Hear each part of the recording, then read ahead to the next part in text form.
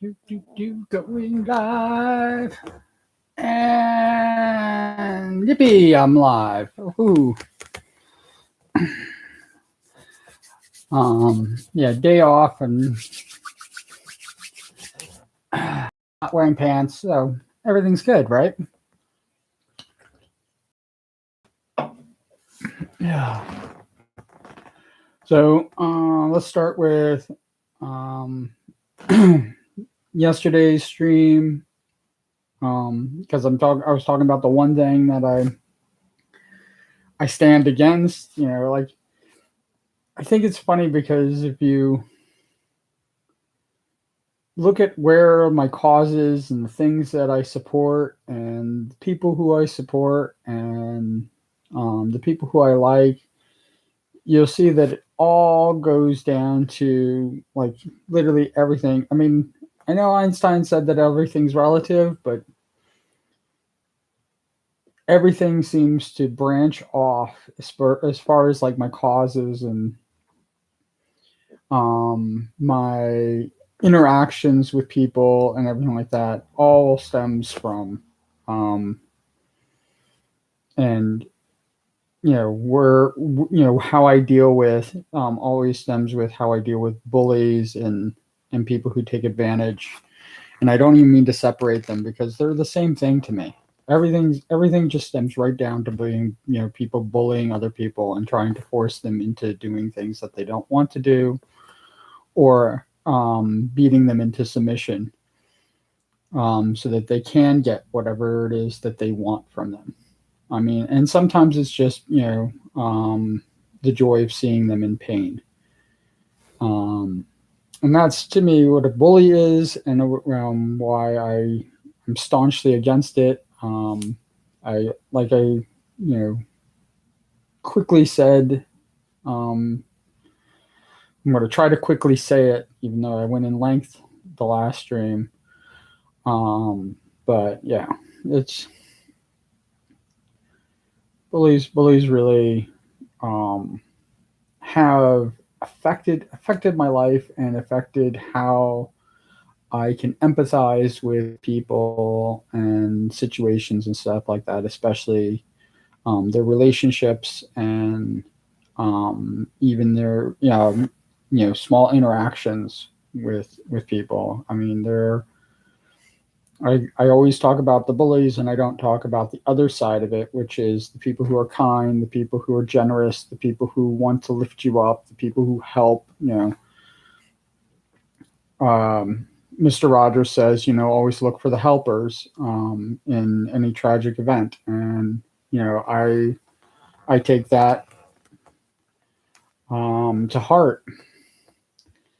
And I do look for the people who have love, who are caring, who are generous, um, who don't have to, you know, a hero in my book is a person who does things because they don't have to, with no expectation of even acknowledgement of the deeds that they do. And I try to model my life like that.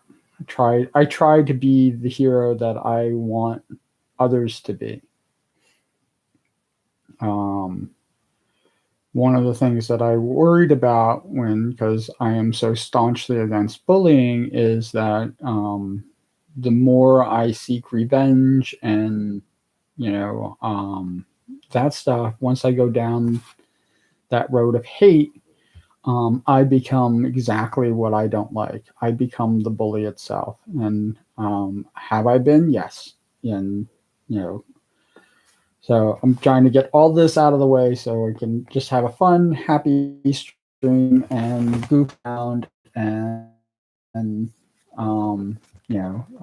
I feel bad for people because I am definitely a spaz when it comes to um, the people who come in the chat, and here I am. I beg for people to chat me up and say things and interact, and here I am. I'm going to get better. I swear I will get better. I'll get used to it. I'll get used to having, the ability to interact with people. I, especially for unscripted, the chat is, it's a free for all. And, you definitely have 100% of my attention, where the chat is concerned. So I, I think that I know that I'm small time. We talk about small time streamers and stuff like that, but I'm not even. I don't even. I think in the level of like where you have the big time streamers and you have the people who are able to make a living and do this full time and stuff like that, and then you have the people who not doing it as a hobby, but doing it as part of their creative outlet, which is that's where I want to be. And then you have the small time streamers and people just starting and the people trying to make their bones.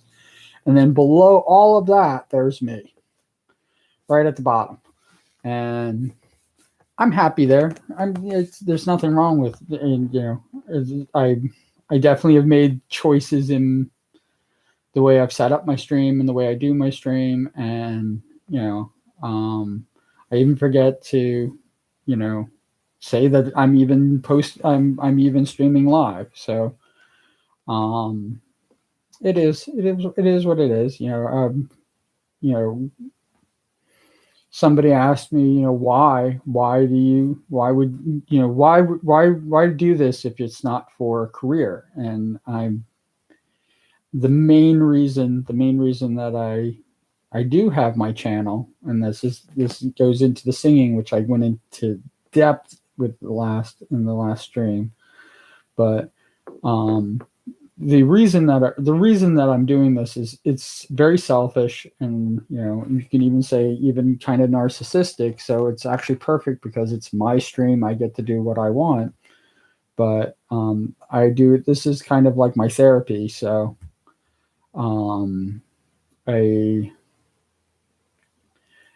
I don't mean to turn anybody into my therapist or anything like that, but it's just kind of my own outlet and stuff like that. And I am I'm becoming, or no, I'm not becoming. I am an actor, which I mentioned, when this whole thing began, was that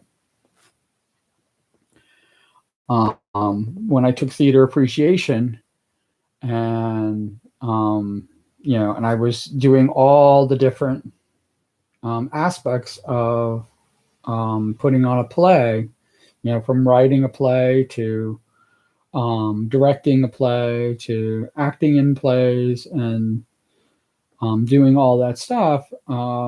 The professor turned to me, and I think I mentioned the professor's name, but I don't have his permission to use it, and so I'm gonna try not to mention his name. But he turned to me and he said, Sean, you'll probably make a very good director, even like with movies too. He was even talking about in media. He said, you're going to probably make an excellent writer. Your artistic abilities are top notch, complimented me on set design and stuff like that, and you have all this stuff. The one aspect is don't act, don't become an actor, don't even dream about becoming an actor. And I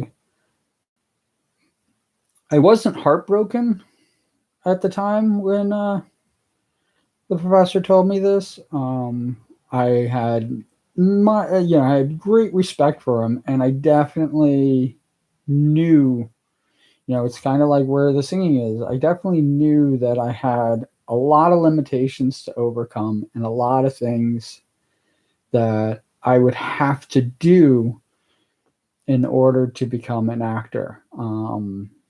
If you think I'm monotone now with doing doing these live streams, imagine me reading from a script. I mean, my singing definitely shows that there is a lot of thinking going on in my brain, and I'm trying to measure things instead of just performing.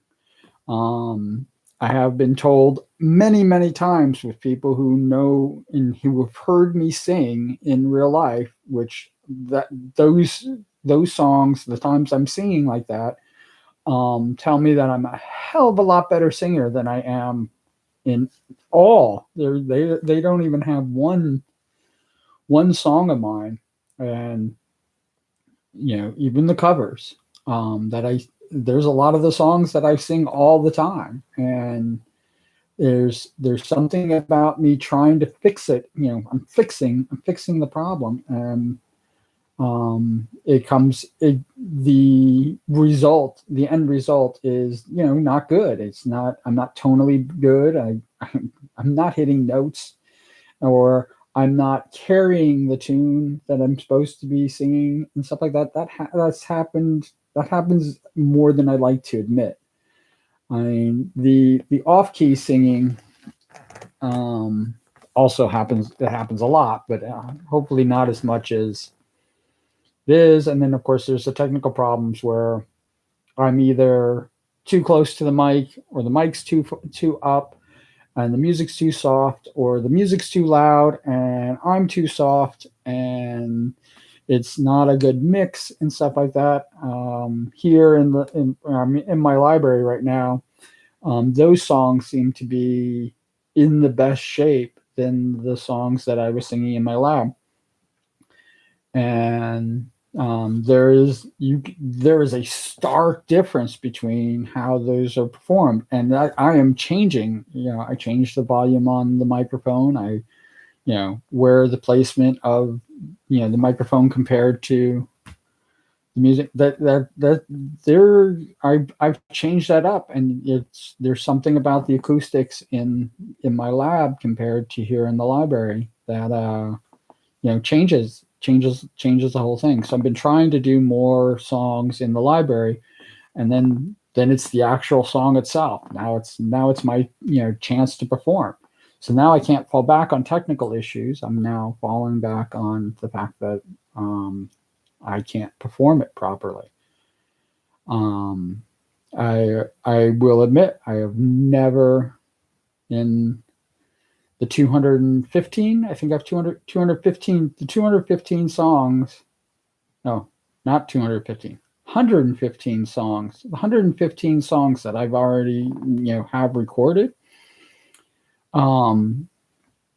The 115 out of the 115 songs, there's none of them, not a single one of them that I'm happy with. Lyrics wise, I'm very happy with a lot of the lyrics of the parodies that I've written. A lot of the songs that I've covered, they have very special meaning to me. But that's very different than my performance. So going right back to what I was talking about with acting, so here I am, I'm acting. I've gotten some criticism, some critiques. Criticism is different than critiques. So I've gotten some critiques on what I'm doing when I'm, especially doing it live. Most of my almost all of the non videos that I've done, I've done live first before. I think there are only like 2 or 3 of them that I had to record them because of internet connections and craziness like that. And I like live. Live is really good. It keeps me talking, and it when there's not I try not to have too much dead space and in mumbling and umming and all the other stuffing and all the bad things that have, but it also If I just shot it, like I shoot the videos, I would just, you know, you know, you know, put it out live. I would put it out as is. I wouldn't edit it or I wouldn't edit it to death. Um, a lot of the songs, because of the music not showing up on the microphone, or the music was blowing out the microphone before, I had to, because where you all you heard was music, you couldn't even hear me singing. Um, I had to change that up, um, when I before I got this microphone that I'm using now. So I had to basically change everything up, so that I had to edit it. I had to edit the video, and I still kept it in as is. I still kept in my mistakes. I still kept in, everything like that. And it is, like I said, I'm learning. I am definitely improving. Or I'm not learning as fast as most people who are streaming do, which is fine. I'm happy where I'm at, and I'm willing to learn and willing to grow, and I'm still trying to figure out picture in picture. If once I figured that out, I know that it has to do with loading the code for the screen and setting up the screen how I want it, so that I can have, so the screen loads as what's being recorded, but I can use, recorded videos, and, I can do reviews that way. Um, it definitely would work better with the reaction videos that I've done, in Unscripted, because of, you can actually see what I was actually doing. The recording, there's definitely a difference. I don't know if I addressed this when I've been doing the reviews. When what I'm hearing, especially when I'm talking at the same time as the video is going, the recording is definitely higher pitch. So it's a gradual, um, the recording is it's recording pitch a higher pitch than I speak or sing. And um and the way I could tell that is because I'm doing a re-recording of it, so you're getting the second one, so you can actually compare it to, how I'm actually talking. It definitely sounds the same, and the it's very interesting that, if you didn't know better, you would think that they were, absolutely identical. And even with my bad hearing, I can see the difference. I can actually hear the difference, which is amazing for me. So that's where I'm doing that. Um, and I'm going to try to definitely do more live, especially on days off. So I'll probably be doing, live videos, once my transfer is going to happen October 9th, where I'm going to be in a better place, and I got a better deal than what I currently have, and I'm very excited. There's lots of opportunities for me, um, in the new office that I'm going to be in, and it will be the first time my job has actually, if this works. See, it's not done yet.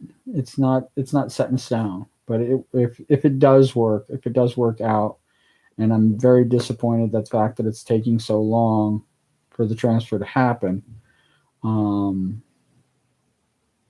but I'm definitely a transferring idiot, so I've transferred a lot in my job, um, and not really found my place. Mostly due to the fact that things change. Um, managers that I work well with and do very well with, they are getting transferred out and onto other things. Not necessarily better things, but onto other things. Some retiring, um, and retiring.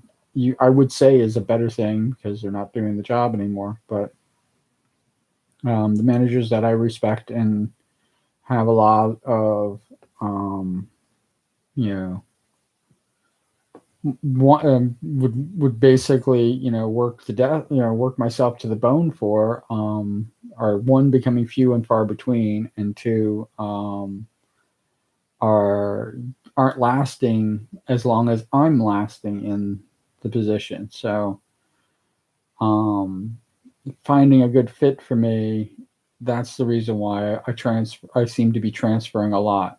I also work in all those offices anyway, so because I'm usually scrambling for more hours to have because I am not a full time person,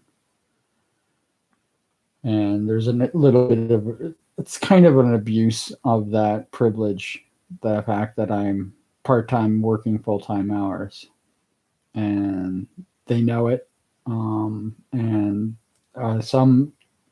some offices fight for it, and like I said, every office. When I didn't have to do that, and I was just able to, get enough hours in the office that I was working in for a long time, um, it some people didn't even realize I was still working for the company. Um, but when um,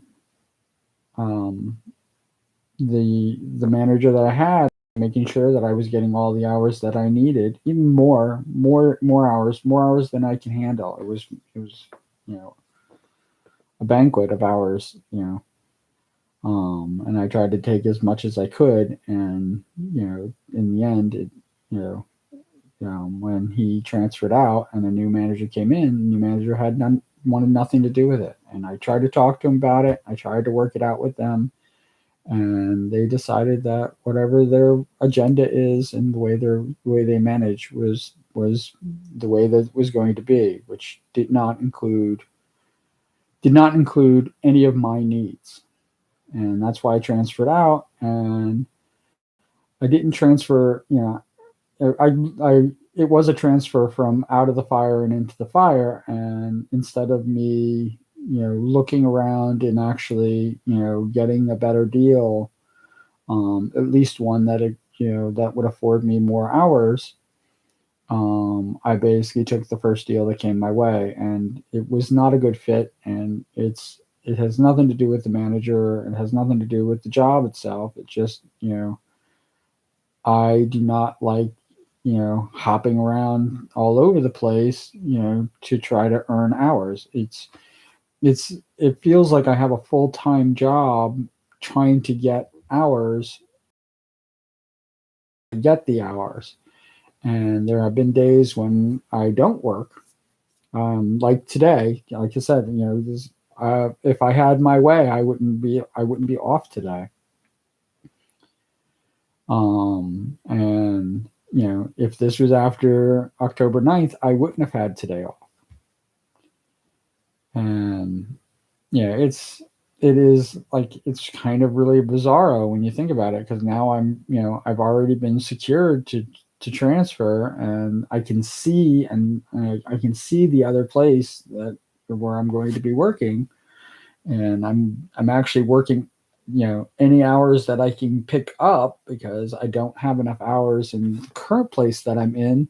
I'm just going there because they got plenty of hours for me, and they're keeping it open just for me. So any hours that they have, I'm snatching up right away, and we are. That is the current situation. But forced. I have a forced day off today, and I can't even work at the other place. Which, like, I can't wait for this to freaking end. Um, it really is. It really it it's really a detriment, um, to my psyche, this current situation. And that's one of the main reasons why I'm glad I'm transferring out. So with the new place, I've always been made promises. I've always been, given, all these things. And I'm hoping that, what is offered to me with the new place is exactly what they're offering, and that it's not anything. I don't need more. I mean, there are opportunities that could happen, but I'm not even counting on those opportunities. I'm only counting on what it actually is right now. And I have this mistrust with the company that I work for. I definitely mistrust them. They have time and time again pulled the rug right out from under me. They have definitely served me a huge injustice. I'm definitely owed a lot of money that I've actually just. I'm not money. I'm not.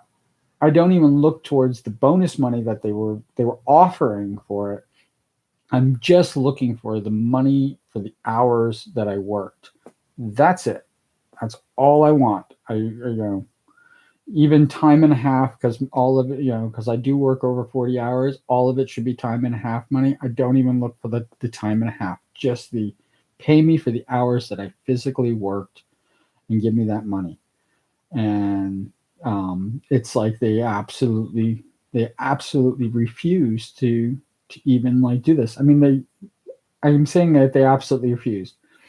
They have looked into it, they have researched it, they have, talked about it amongst themselves. They have concluded lots of things, and they definitely concluded that I am owed a lot of money. And after the concluding that and everything like that, and they, case closed, you're owed it and everything like that. They just never paid me the money. So that's how it works. My disappointment runs high. The thought, it's one of the reasons why I talk about being monetized so much. The thought of actually hitting and becoming trending, and people actually wanting to hear me drone on like I'm doing right now. That people say that there's an audience for it, which I've been searching my entire life for my tribe, and I've gotten a few people, and actually, in the end, only because death plays a role in things, and people pass on. As it currently stands in my tribe, there's only one other person in my life that is in my tribe, and that is,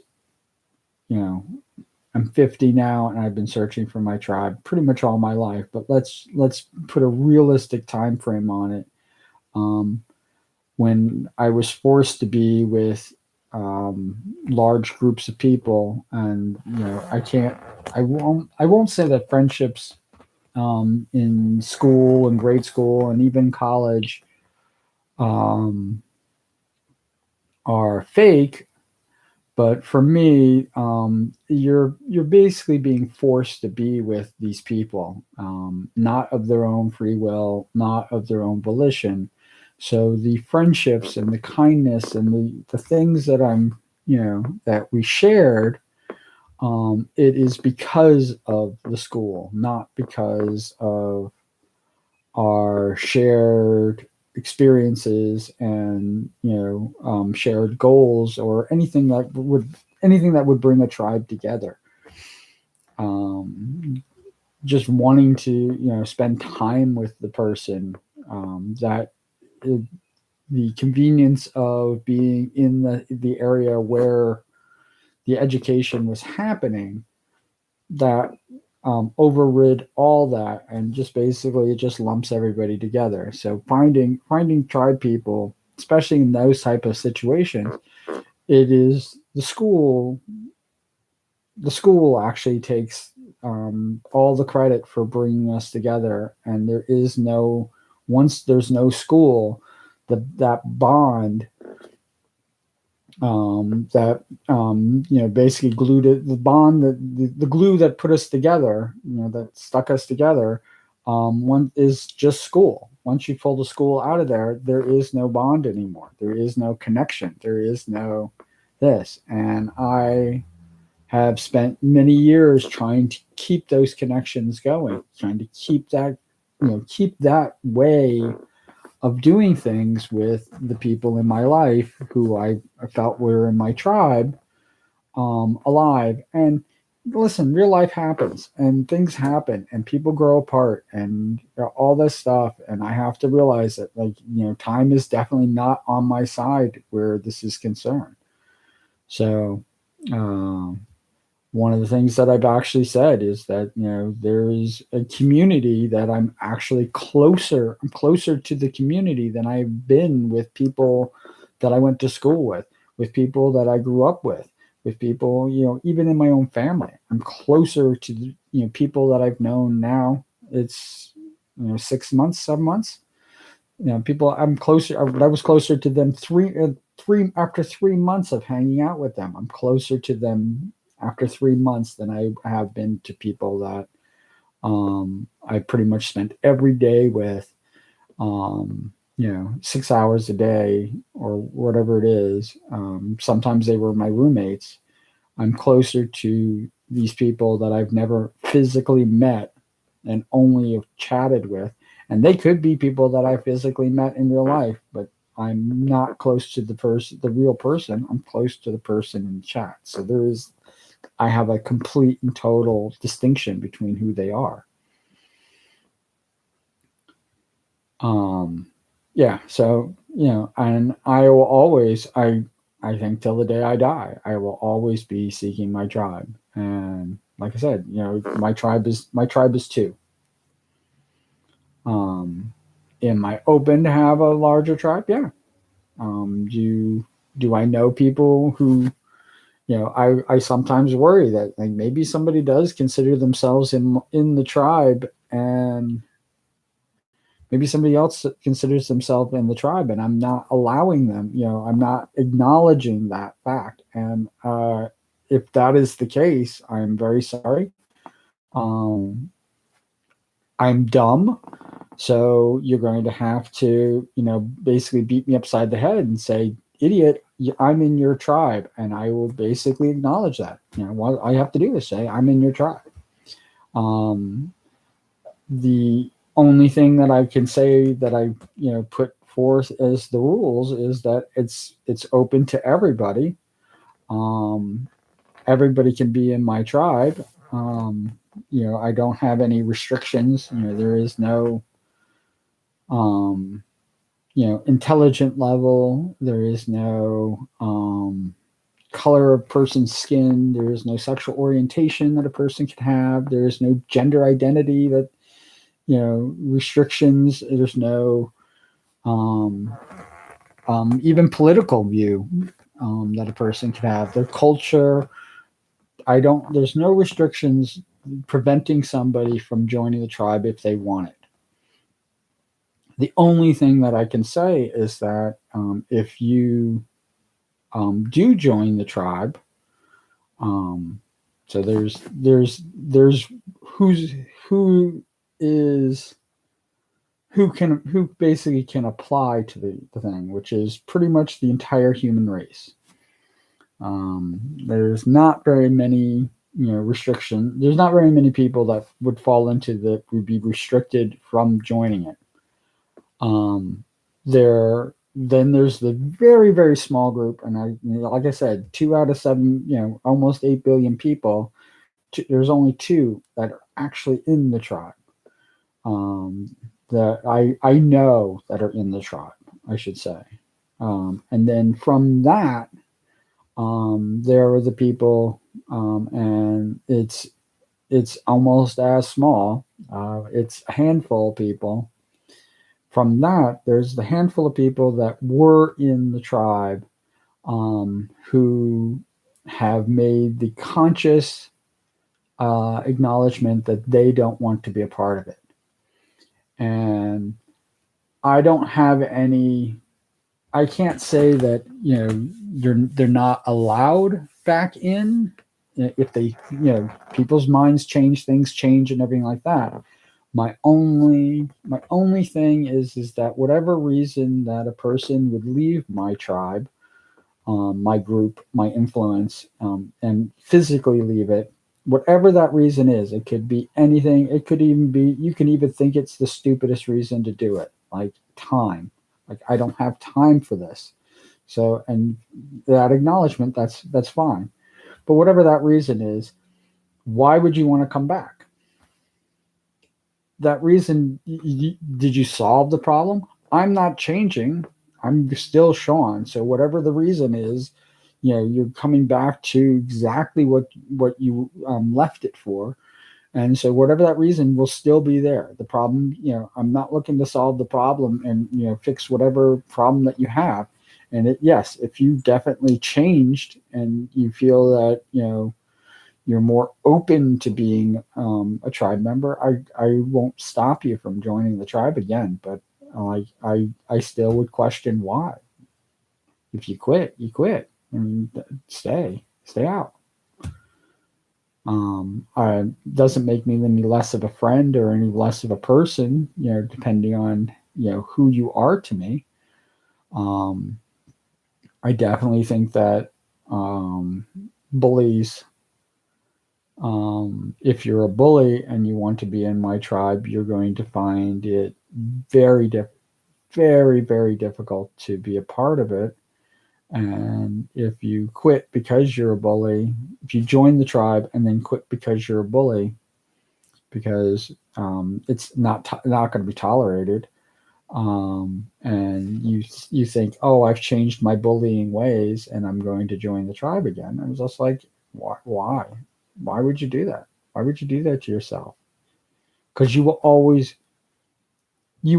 be the same, even if you've changed. I mean, I I am, leopards can't change their spots, but leopard spots do change, if that makes sense. Or tigers can't change their stripes, but over the years, tiger stripes do change, but the tiger itself cannot change its own stripes. Um, and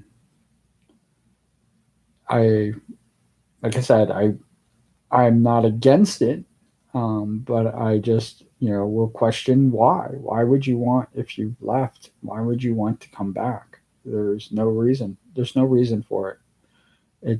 It might also be one of the reasons why my tribe is so small. Um, so that's the quick rendition of the tribe, and I don't know what the tribe is, so that makes it even more wacky on the thing. I am not the chief of my tribe, so I am not the leader. It's one of the reasons why I set up the stream like this, that somebody can come in and basically just chat me up, and we'll change the subject and we'll go off on tangents. And yesterday I had somebody come in. I was almost at the 2 hour mark, and somebody came in, and I stayed on for another 20, almost 30 minutes. Basically just shooting the breeze with them. And it was a short conversation, and I did do the I have to go thing, but it was, like that's the type of change. And I'm still a spaz. Like I said, I'm still a spaz, and I'm still, awkward and all, the stuff.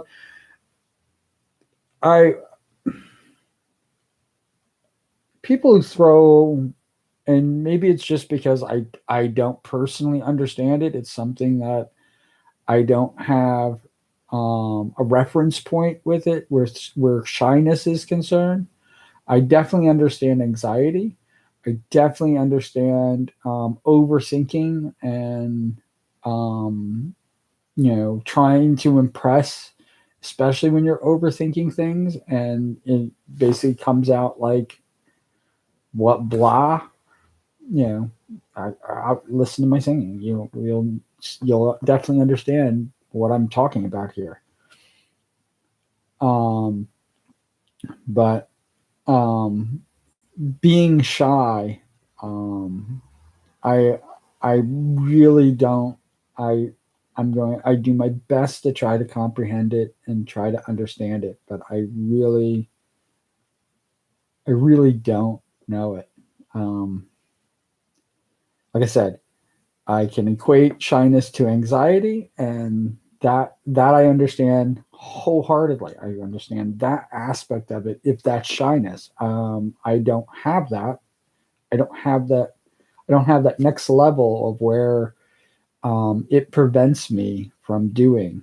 Um, and I even said one of the reasons why I sing is because it's what I wanted to do, and I don't want people to think that oh, I've had people tell me all the time, and even before I started this channel, people told me all the time that I would love to have, singing being one of them. I love to sing and stuff like that. And it's like going, well, we should do karaoke then.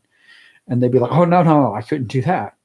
Even karaoke in a private room and, doing, you know, just a group of people, hanging out and having fun. No, I can't do that. Or if they did do the karaoke, they don't sing. They don't get up and sing because they're too shy and to this or, and like I said, I understand if it's anxiety, the anxiety of getting up and stuff like that and actually physically doing it, that's a big deal. And I can definitely relate to that. But when it comes to like when people are shy, like I said, socially awkward, I am socially awkward. I understand being socially awkward. I understand not having the perfect, smooth, you know, I am, debonair, Don Juan, all that other bullcrap stuff. I don't have that. I'm not that. I'm witty. I can be witty and I'm definitely a clown, but I'm far from being what I would consider a Don Juan. Um, and clown as in no makeup. Even though I've worn makeup, maybe it is the right word. Who knows?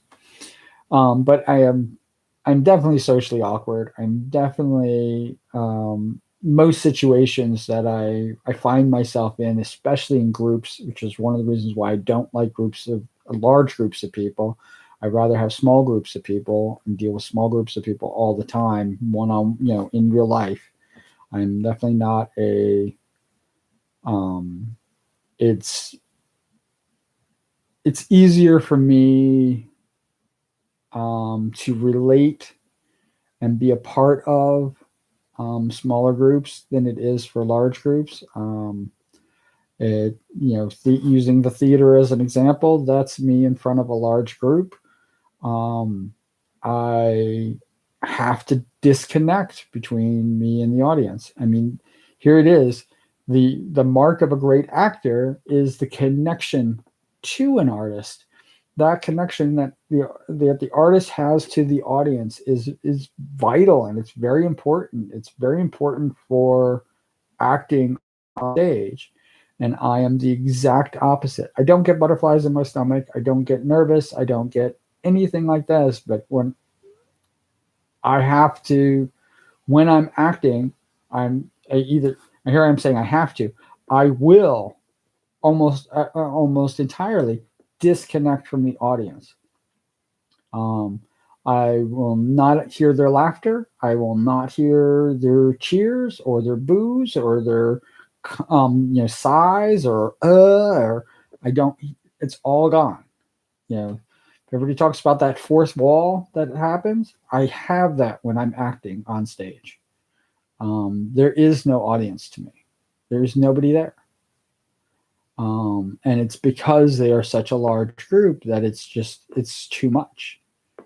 It's too much to try to um, um, work out in my brain what I need to do because I am trying to do a performance, and if I don't have an audience, I can just basically just do the performance. In my mind, that's how I think it is. How it turns out. Professor told me I should not act. So how it turns out is exactly that. That I probably should not have that. But strange things do happen. I will find audience members when I'm acting, and I will try to connect to them, and that will mess up my performance even more. So that's one of the reasons why here I am. I'm now an actor. I'm now performing, and I love acting. I love what it is. Um, I love what acting is, and I would love to be able to do it. Or I should, I'm doing it. So here I am, like making it seem like I'm not doing it. I'm doing it. I would love to do it extremely. I would love to do it extremely, extremely well. I would love to, have that connection with the audience. I would love to have, you know, one of the reasons why I think when I heard Nux Taku's parody of King George's song is because when I saw Hamilton, I saw, I'm trying to think if it was actually Jonathan Groff, but I think it might have been. But I saw the person playing King George, and he commanded the audience. It was such a connection. I mean, that is the one song that almost should be performed live. The Disney Plus rendition of Hamilton is great because he's doing it to an audience, and he does make, he still makes the connection even though it's on film, but live is something entirely different. It is something out of this world. The connection that King George makes to the audience, and it's Lin Miranda, whew, and I probably still said it wrong. The writer of the song, definitely created it for that reason and that purpose. The rapping and everything like that with the rest of Hamilton is absolutely awesome, and the connection he makes is even better. But there's definitely a kind of a disconnect where Hamilton is concerned, and then you have Aaron Burr's portrayal, which definitely it's like they're polar opposites. There's a disconnect for the Hamilton character, which is usually played by Lin Miranda. Sorry, I'm saying your name. And Aaron Burr. And Aaron Burr is completely connected to the audience, more so than King George. But King George's songs are brief, they're short, and they actually do what it takes Aaron Burr most of the show, most of his songs. It takes almost the entirety of his songs to make that connection and to be that connection, while King George does it seamlessly and then disconnects almost as quickly as he connects, which is, the just enough thing.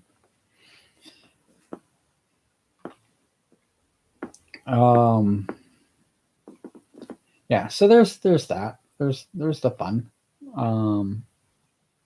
And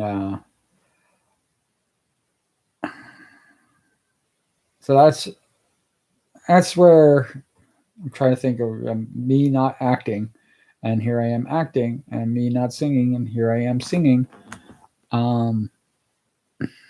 Maybe I think that, because I wanted to be an archaeologist, astronaut on Mars, that when I finally chose that as the answer to the question of what do you want to be when you grow up, That one's the one that everybody was like, "That's so Sean."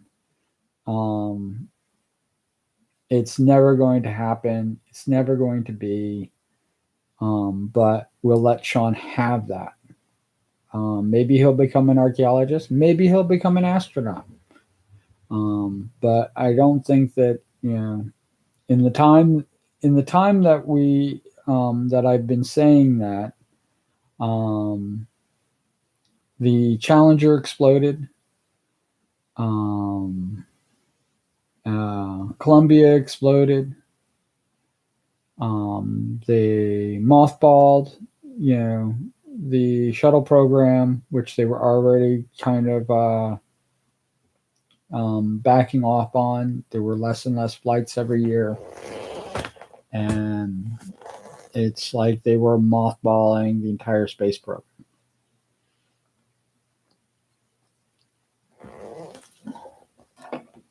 Um,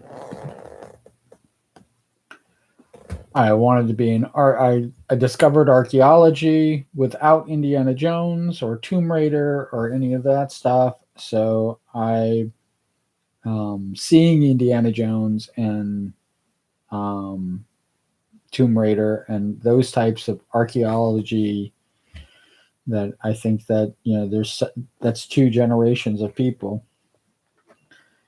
that discovered archaeology because of that, because they saw how high adventure it was. I didn't want to become an archaeologist for the high adventure. I wanted to become the archaeologist because I wanted to discover what happened and what was there. I love that aspect of archaeology, which it seems that for movies it's not enough. That's not enough for a general audience to stay engaged. Yes, there could be gunshots. Yes, there could be plane crashes and curses and all the other freaking stupidity that they add on to what happens with archaeologists. But the main thing that attracted me to archaeology was, here you are, you map out a section, and you dig down and you see what was there. If it was people who were migrating, or if it was in a town, or if it was this, and you can go down generations, and you can, there could be multiple cultures and everything like that on top of it. And then maybe even way down deep, there might be dinosaur bones. Who knows? But I like the fact that digging it up is actually changing the time, but the now actually affects the stuff at the bottom, and having to decipher and all that. I love it. You want to know where one of my passions is? My passion is right there. I love discovering. I love to tell the story, to discover a story and to fill in the blanks of a story, and breathe life back into something that's been gone for could be thousands of years. I love that aspect of archaeology, and I wish I could show that. If I could make a movie, I mean, I'll get into why I think certain things are kind of wacky and everything like that. But if I could make a movie about archaeology, that is, movies are stories. I would love to tell not the story of the archaeologist. Who the fuck cares about the person digging the fucking dirt? I would love to tell the story of it happening, the history of it, the discovery of things, finding money and stuff like that was used, hundreds and hundreds of years ago, and where did the person lose the money? Did the person, was there a fight and the money, the change purse and stuff like that? Was it, a robber running and, dropped a few coins and stuff like that? Like that, some simple item like that, you know, could tell an entire story. I'm trying to think of a movie. The Red Violin. Red Violin is an awesome story, even though they don't really get into the archaeology. They get into the auction of it, but to me it's an archaeology story, and the starts with them going to a fortune teller.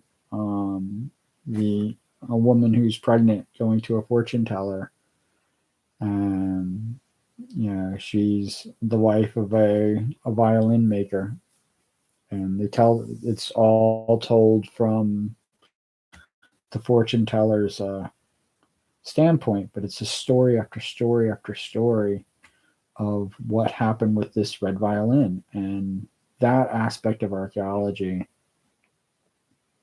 and anthropology, some people would probably say that's more anthropology than archaeology, but the actual physical item, the violin itself, for example, that actual physical item, discovering where it was, what happened to it over the years is amazing to me. And then you get into the why Mars, and I've said this a couple times about where I think that Neanderthals were Martians. It's one of the reasons why I think that we could have up human beings, Homo sapiens sapien, can have up to 10% Neanderthal in them, and I'm very happy about that. That idea of it. I wish I had more in me. I think when we did the DNA test, I think it came up like a 6% or something like that. So it's above half the amount that we could possibly have in us, but it's not 10. I would love to have 10% of Neanderthal in me. But Neanderthals, I've said I thought that they were the original space travelers, and they came from Mars. Mars would be the one planet, one that could have been habitable at the time, and could have been habitable for millions of years before they were able to create space travel to Earth. And I think that they might have been, technology, their technology might have been good enough that they could have affected the Cro-Mag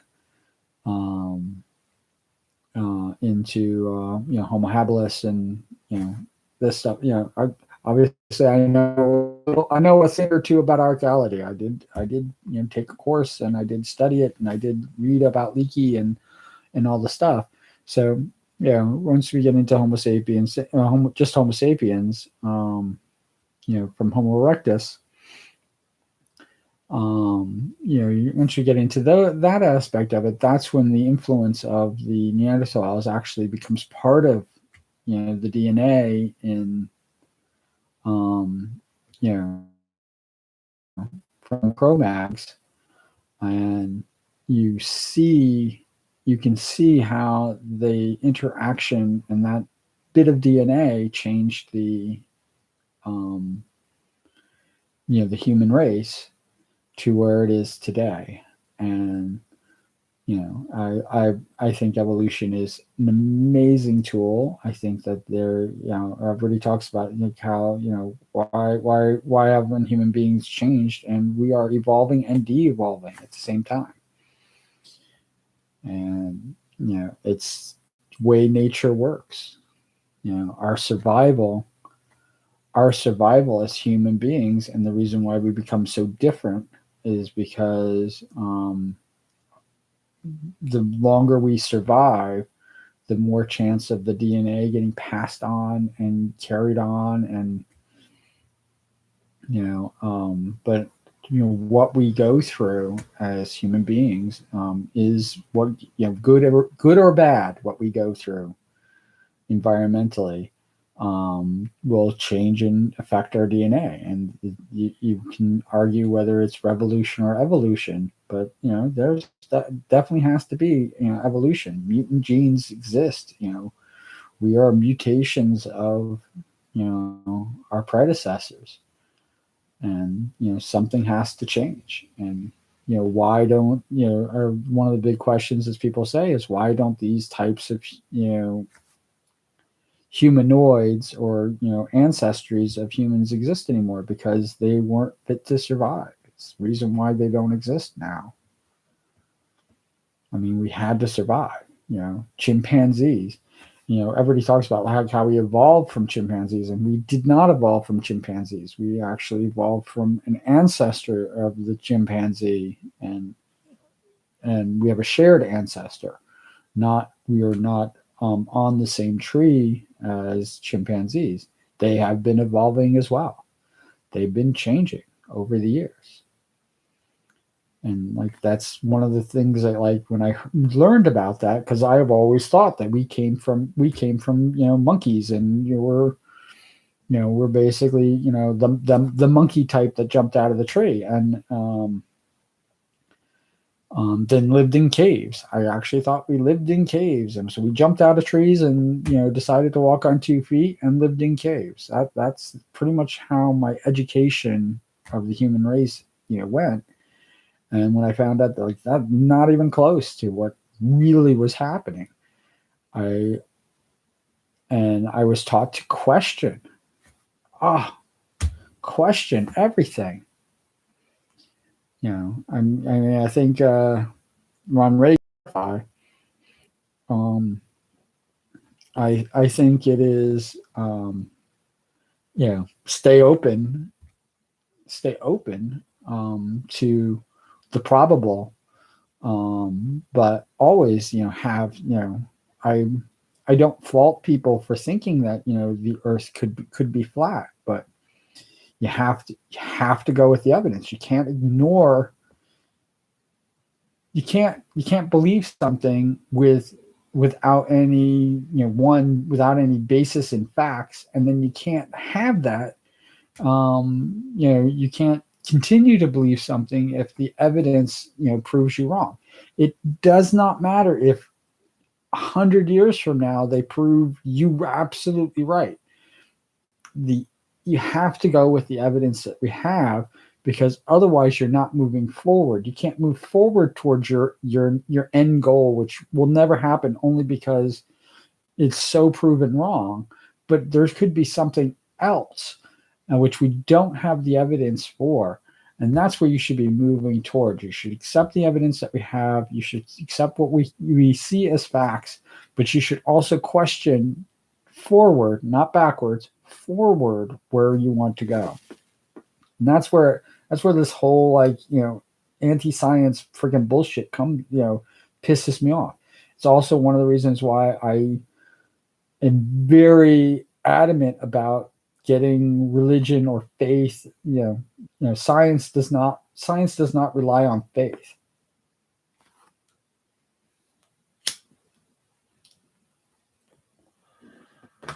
There is no faith in science. Science relies on the evidence as it is seen. And I have to admit to everybody who, even atheists, I have to even admit, your belief system, what you have faith in, is disprovable factually by science. And so even the opposite, even the no God, believing that there is no God, you have faith in the fact that there is no God. You can't say that divine intervention. There's no way for us at this moment to prove that there is no divine intervention. But we can't write it on faith. We can't use that as evidence. Just because we can't prove it doesn't mean it did happen. You can hold on to it and you can have faith that it happens, but you can't bring that into the scientific method because it falls, it fails. It'll fail the scientific method. And the first thing to do with the scientific method is to say how you're wrong. You have to look at what you're thinking, using what I just said about, Neanderthals coming from Mars. I have to say that there is a huge possibility, and it's probably more likely that Neanderthals were not early cosmonaut astronauts, early space travelers. I could. That's more likely a possibility, but it doesn't mean that that's so. It means that I can keep my theory because in order to prove it, we have to go to Mars. We have to do an archaeological study of Mars, and not just microbes, not just searching for microbes. I'm talking like searching for, as an archaeologist, searching for evidence base of things that are long, not things that are recently or have the ability to survive in Mars's atmosphere and stuff like that. And like I said, that's one of the reasons why. And I would never say that somebody's faith, there's nothing wrong with having faith. There's nothing, having faith, can pull you through a lot.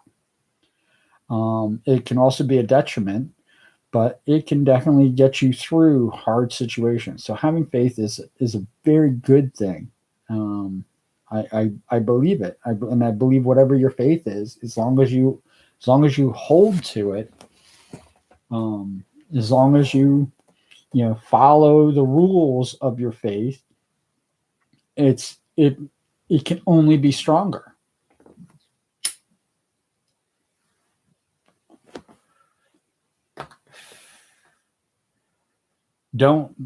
I will say, don't look to me to, I'm definitely not one person that's going to validate your faith. I have my own faith that I hold to and I keep true, and it is not for everybody. But it is what gets me through. And it has taken, I actually used to think that I was no faith. I thought I was, more atheist, and I had to come to the conclusion that I don't even believe what the atheists are freaking preaching. I don't belong to them either. And I have my own faith in what things mean and my connection to the universe and stuff like that. And it's not, I don't put it up to the scientific method for that reason. It's not something to put up to the scientific method. I don't know what would happen if there was evidence that either proved or disproved me, whether it can become, something scientific, put towards the scientific method, and not be faith-based. But as of now, it is, I don't have scriptures, and I don't have a church, and I don't have, and I don't have a higher power in my life that I depend on. That's part of my faith. It's not, I'm not to say, and people say, oh, well, then that you're agnostic. If I'm agnostic, that means that I'm looking towards a higher power. I am not seeking the approval or the power or the guidance or the will or anything of a higher power to get me through. So that's where my agnosticism, I veer away from agnosticism as well. I'm definitely not Christian, and I'm definitely not Muslim, and I'm definitely not Jewish. I'm definitely not Hindi, Confucius, any of, if there's a belief that has a church or a set worship, I don't belong to any of it. Tribe members definitely have whatever faith that they belong to. If they belong to something, they, I'm definitely not one to say that you can't be a member of my tribe and have faith. But I will say that if you want to be a member of my tribe and you believe in like not vaxing and um or wearing masks or um what do you flat, the earth is being flat. I'm not saying that it's impossible to be in my tribe with those types of beliefs, or you believe in QAnon. QAnon, I use QAnon. There's a 74 million people trusting QAnon. So, and that's easily disprovable. But yeah, um, I will say that I'm not saying that you couldn't be a member of my tribe and hold to QAnon. That's not impossible. I'm just saying that you definitely are taking the more difficult route, because of the scrutiny, that things that attack science, um, faiths that attack science, have. And that's where I get into like kind of a sticky situation.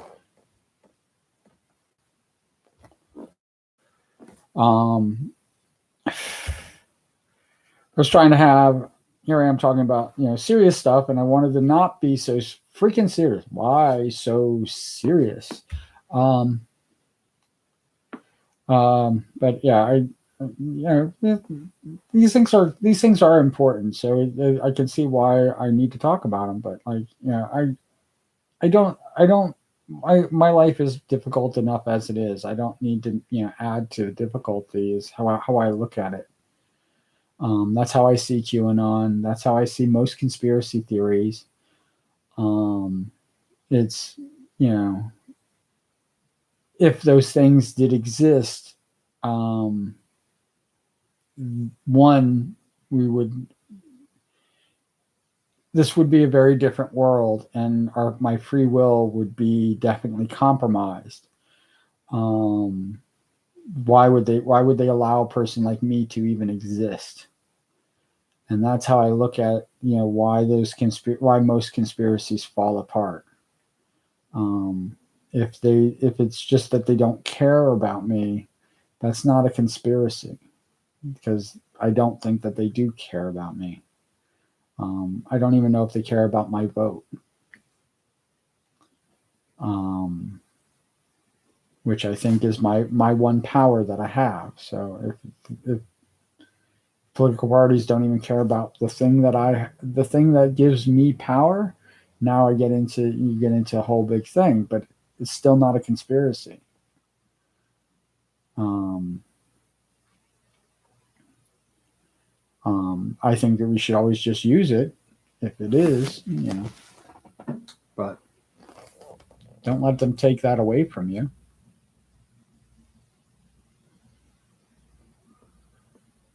Um, and try not.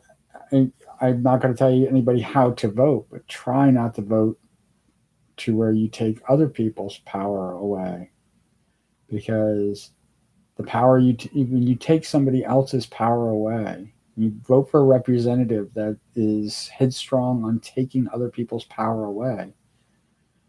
Um, and I'm talking about just where voting is concerned. When they're attacking that, they're attacking your vote. They're attacking your ability to vote, even if you think that they're not, because they're attacking them. Just remember that there's no them. There's only us. And when they attack one person's right to vote or ability to vote, whether it's because of their financial situation or anything like that, remember, you're probably not the richest person around, and you're probably not part of the oligarch, and you're probably not part of all the things that are making and shaking. And if you're supporting taking people's taking a single vote away. A legitimate vote. I'm not going to get into because I can understand where people's argument is like going, I'm trying to make sure that the real votes happen, but we've gone beyond that. This is now attacking people's ability to vote, and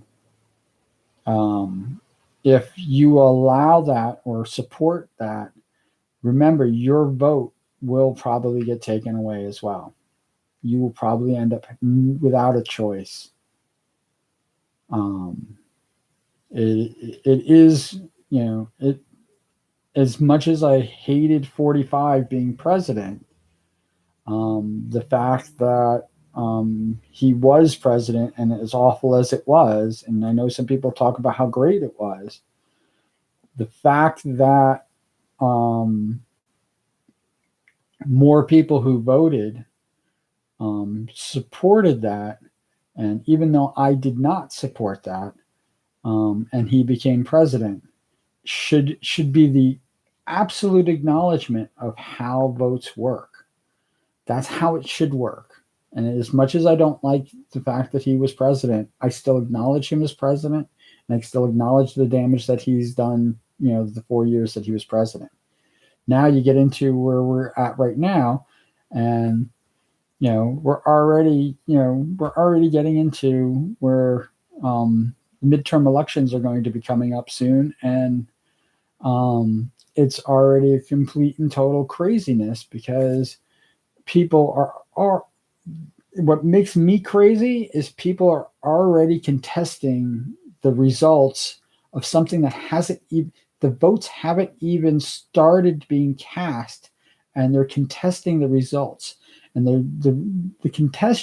what they're contesting right now, before the vote is even before a single vote is even being cast, what they're contesting is if they do not win, this is fraud. And what that's saying is that anybody who votes against them, their vote does not count.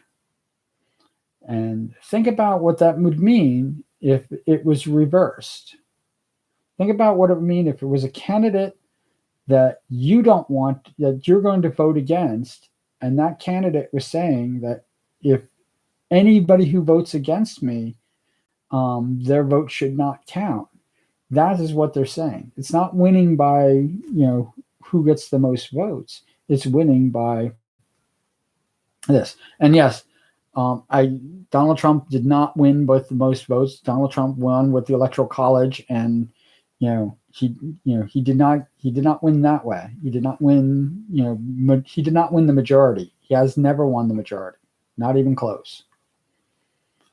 And if that's what it takes every time to just continue to put your vote matters.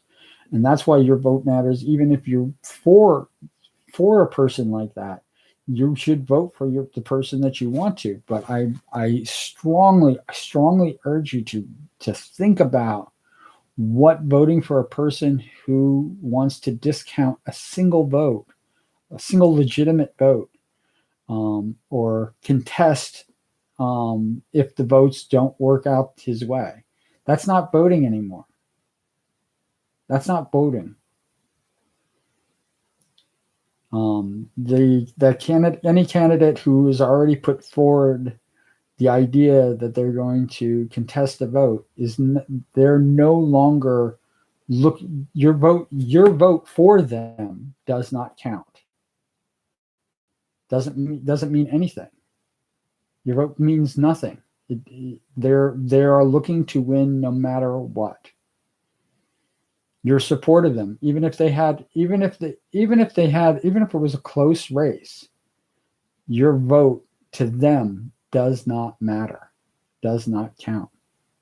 And if that's what you want to do with your vote, I won't say no to it, but I urge you to definitely reconsider how you are voting in any election in any way because of that. And it is for democracy. It is, you know, and them getting votes is part of democracy. That's how it works. You know, I'm not saying that if you're voting for them that your vote should not count. I'm thinking that I'm saying your vote should count. I'm just saying that the other votes should count as well. There should be a reason for the vote. And by them contesting it, they're saying that you voting for them doesn't matter, because no matter what, they're going to contest the election. And so anybody who votes against them, because their votes don't count, anybody who votes for them, their votes also doesn't count. They're basically they're saying there's really no reason to have voting at all. And by winning, uh, by not having by not contesting the election because they lost, by winning, by actually getting the votes to win their elections and being elected, is one more step towards no longer having a democracy. January 6th, a lot of people have spoke out about it, and if you supported the rioters and the terrorists that stormed the Capitol, I just want to really say that you are supporting the end of democracy as we know it. You are not supporting the police. If you also carry a thin blue line flag and everything like that, I think you should take it down, because you are not supporting the police, and you're making the Democrats support the police. And if you think that they want to just basically defund the police instead of restructure where the police are, remember that you're Republican, all GOP, there's not a single one that voted for it, voted to defund all police officers with the stimulus package. All of them. There is not one single GOP representative in Congress that voted to support the police. So if that's where that's the hill you're dying on, remember that's where it is. And gun reform and stuff like that, I think needs to happen, because you should look at what the GOP has done with the laws and how it affects other Americans. And yes, because they're not enforcing those laws doesn't mean that those laws don't exist, and doesn't mean that they can't enforce those laws. And when you find out what those laws are and they're still on the books, I think that those laws should be changed. I think those laws should be fixed. And I think that that's where we need to have gun reform. I'm a huge supporter of the Second Amendment, but I don't think the right to bear arms has to do with I don't think the Second Amendment is what's going to end up having your guns taken away from you, or prevent you from having the right to bear arms. I don't think the Second Amendment protects you from that, and I think that there's laws already on the books, and in every 50 states, including the heavy gun states and heavy red states and whatever you want to call them, that if you really looked at those laws, you should question it, and you should talk to your representatives about fixing the problem with those laws and making better. You should be better. Should be better people, instead of just being ignorant about what is going on. Just be better. And I love you. I love you all. Thank you for watching this video when you get the chance to watch it. We didn't have anybody stop into chat, which is fun. I didn't become a spaz and didn't become an idiot and all the other fun stuff that goes along with it. But I hope you guys are having a wonderful day. And as always, cool beans. All right, take care.